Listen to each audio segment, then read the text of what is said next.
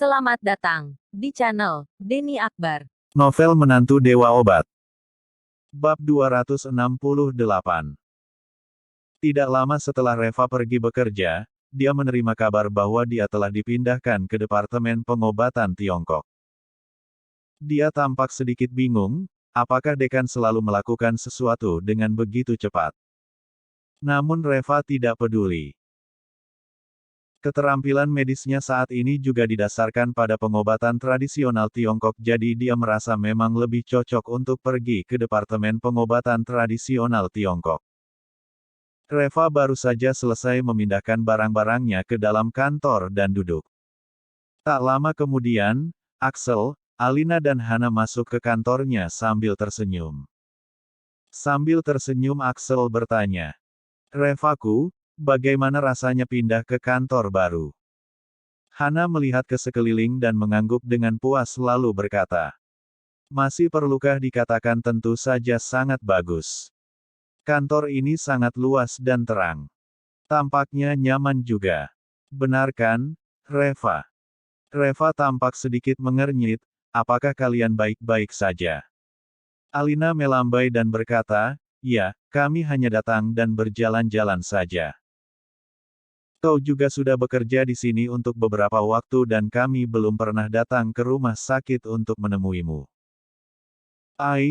Itu juga karena kita terlalu sibuk.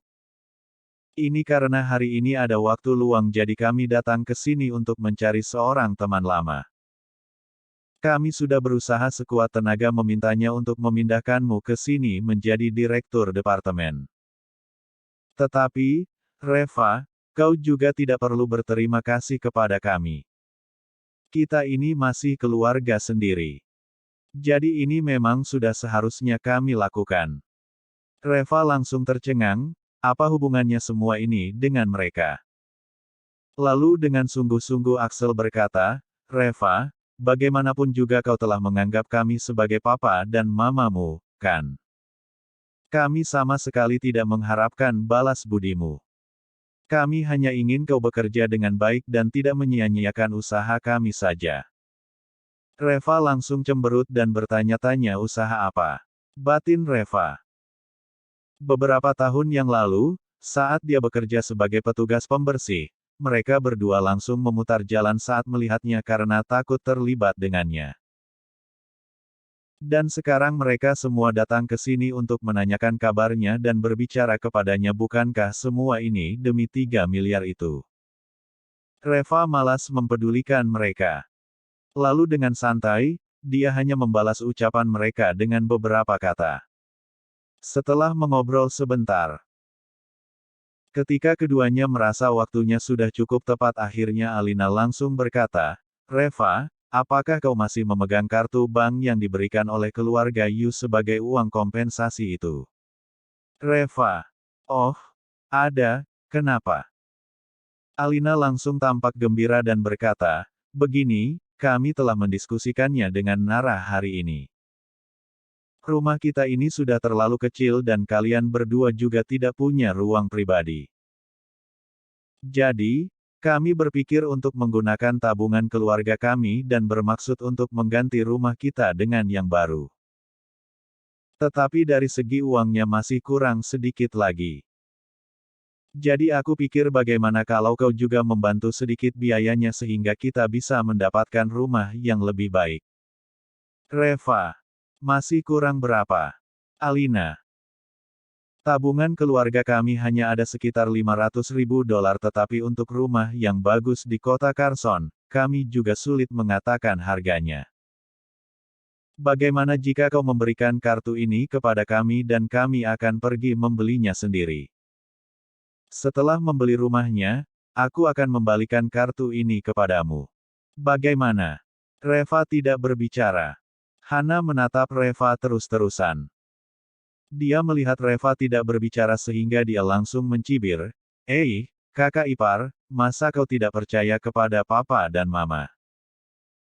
Hanya memintamu mengeluarkan kartu itu saja, kau langsung tak berani berbicara lagi. Kenapa? Apakah kau pikir kedua orang tuaku begitu tamak dan menginginkan sedikit uangmu itu?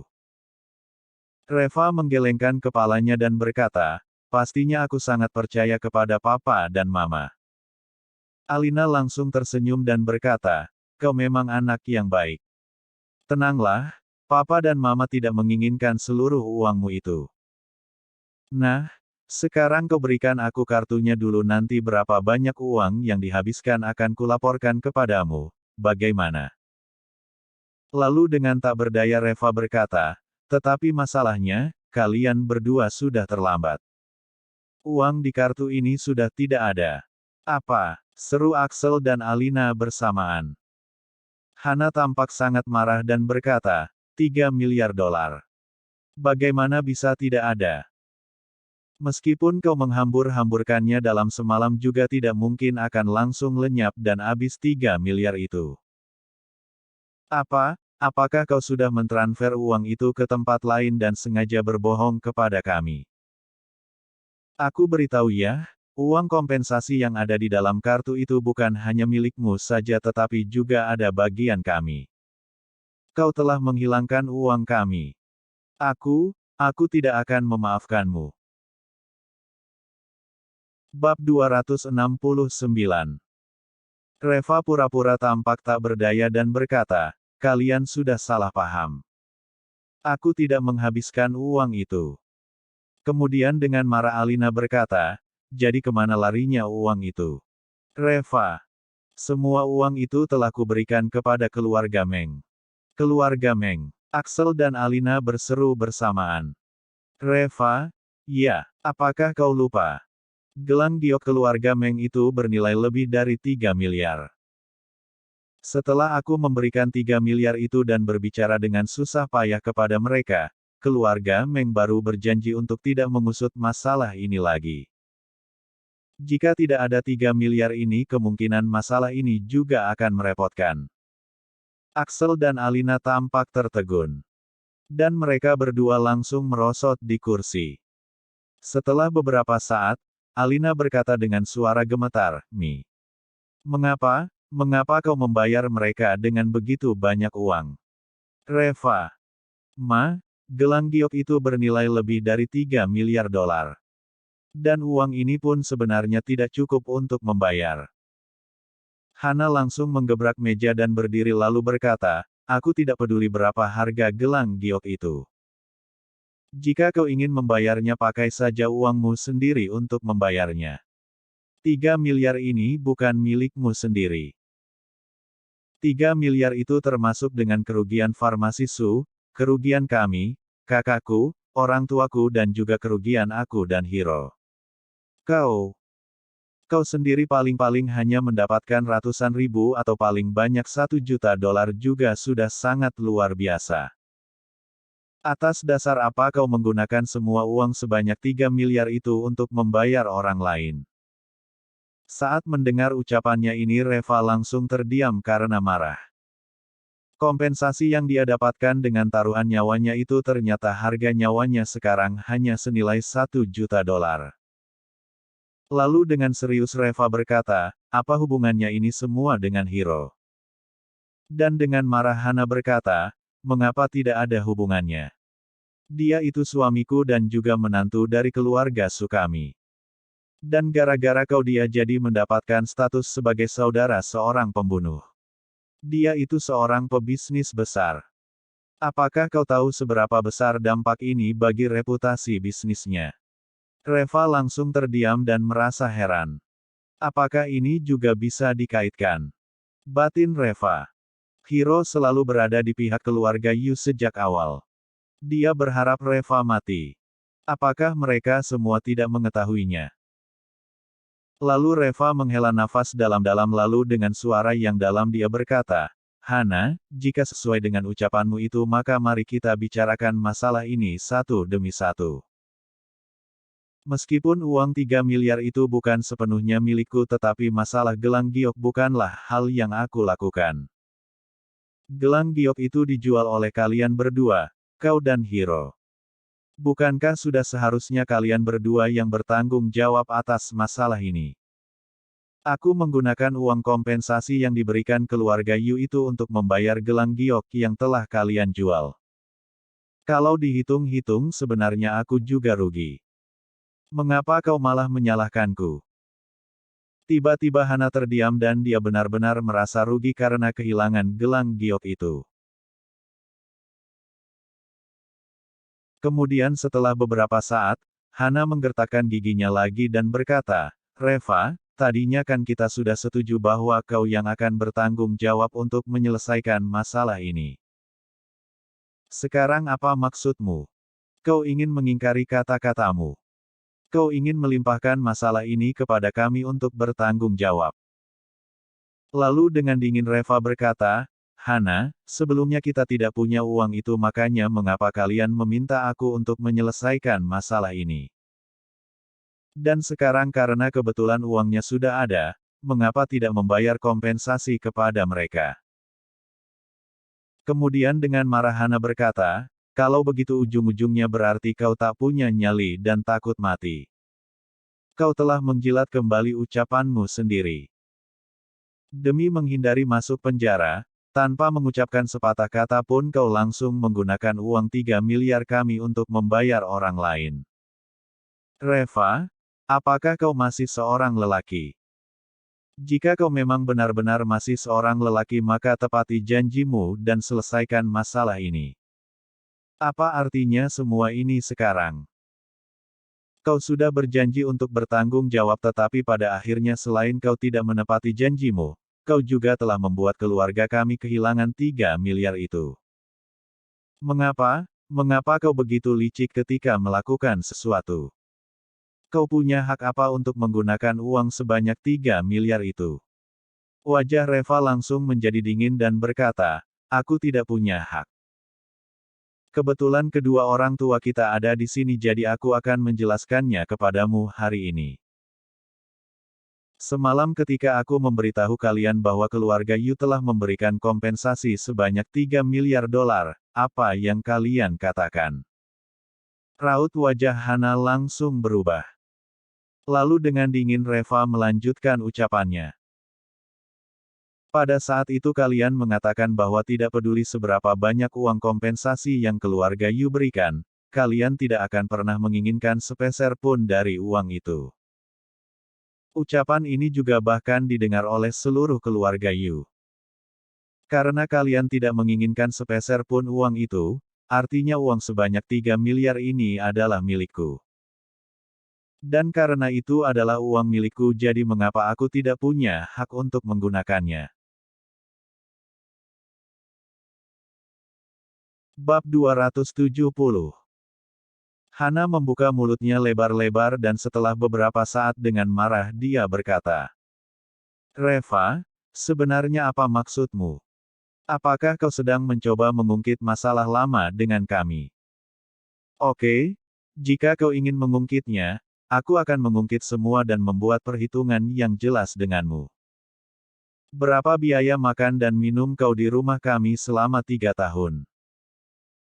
Berapa biaya yang harus kau ganti karena telah menunda adikku selama 3 tahun? Berapa banyak yang harus kau bayar karena telah merusak reputasi keluarga kita?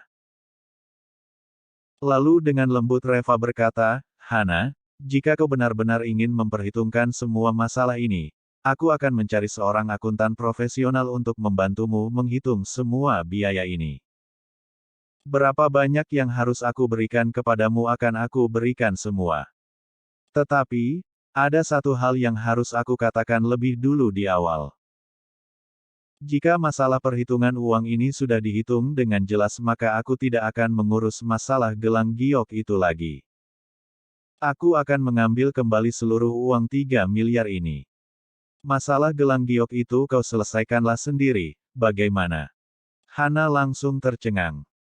Masalah gelang giok itu jika keluarga Meng benar-benar mengusut dan menyelidikinya maka dia akan celaka. Setelah hening cukup lama, kemudian tiba-tiba Hana berkata. Untuk apa kau membahas masalah di masa lalu?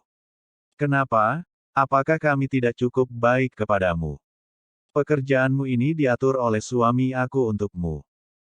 Reva terdiam dan bertanya, apa hubungannya pekerjaanku ini dengan kalian? Alina dengan gugup berkata, Reva, Bagaimana kau bisa berbicara seperti itu? Kau bisa bekerja di sini itu semua berkat Hiro yang telah menggunakan koneksinya untuk mengatur pekerjaanmu.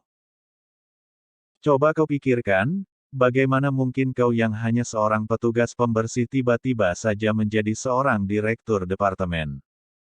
Tanpa koneksi apakah mungkin terjadi? Hana juga sangat marah dan langsung merepet, aku sudah bilang kan, dia ini adalah orang yang sangat jahat dan tidak punya hati nurani. Tidak peduli seberapa baik kita terhadapnya, dia sama sekali tidak pernah menghargainya. Sudahlah, lupakan saja. Kami tidak akan mengatur pekerjaan ini untukmu lagi. Keluarlah dari sini dan pergi membersihkan toilet lagi saja. Kau tidak pantas duduk di kantor seperti ini. Sana pergi ngaca dulu, seperti apa kau itu? Sekolah kejuruan saja belum selesai, apa kau benar-benar berpikir bahwa kau adalah orang hebat? Masih berani duduk di kantor dan bekerja sebagai direktur lagi. Cih, seumur hidupmu kau sudah ditakdirkan sebagai pembersih toilet. Ekspresi Reva langsung menjadi dingin dan berkata, Hana, kau jangan keterlaluan. Di sini adalah rumah sakit, bukan tempat kau berbicara sembarangan. Hana langsung meraung dan berkata, kau bilang siapa berbicara sembarangan? Kau ini bajingan yang tak tahu berterima kasih. Aku akan menelepon suamiku sekarang dan memintanya untuk membuatmu kembali menjadi petugas pembersih toilet lagi. Pertengkaran mereka di sini telah menarik banyak penonton. Dekan juga sudah mendapatkan berita mengenai ini, jadi dia segera datang dan melihatnya. Dia langsung tampak terkejut. Reva adalah orang yang dihargai oleh Tuan Tanaka. Tuan Tanaka sendiri yang memintanya menjaga Reva ini. Hei, kalian sedang apa? Di mana petugas keamanannya? Cepat usir orang-orang ini keluar. Ini adalah rumah sakit, bukan tempat bagi kalian untuk membuat onar. Maki dekan itu. Hana dengan cepat menghampiri dan berkata, Dekan, sebenarnya begini. Dia itu hanyalah seorang petugas pembersih toilet dan sama sekali tidak memenuhi kualifikasi untuk menjadi direktur. Dia bisa mendapatkan jabatan ini karena telah memberikan pungli kepada seseorang. Cepat kau pecat dia sekarang. Dan di saat yang sama, Justin, wakil presiden yang membantu Reva atas pemindahannya itu baru saja tiba. Mendengar ucapan Hana itu membuat Justin menggigil ketakutan. Dari mana datangnya jalang ini? Beraninya membongkar rahasiaku. Batin Justin. Tetapi sesuatu yang tidak terduga terjadi. Dekan memelototi Hana dan memaki, diam. Jaga ucapanmu. Direktur Lee adalah dokter hebat di rumah sakit kami. Dan dia memiliki kualifikasi yang lebih dari cukup untuk menjabat sebagai direktur. Kau berani memfitnah para dokter di rumah sakit kami. Aku berhak untuk menuntut tanggung jawab hukum darimu. Lalu ketiga orang itu termasuk Hana langsung tercengang. Apa-apaan ini? Sejak kapan seorang petugas pembersih toilet telah menjadi dokter hebat kalian? Apa jangan-jangan dia takut kehilangan martabatnya sehingga sengaja berkata seperti itu? Batin Hana. Lalu dengan panik Hana berkata, tetapi apa yang aku katakan itu memang kenyataan. Direktur rumah sakit, dia benar-benar tidak mengerti apa sama sekali. Kami telah memberikan uang kepada wakil direktur Justin untuk membiarkannya mendapatkan jabatan ini. Bersambung. Jangan lupa subscribe dan like-nya. Terima kasih.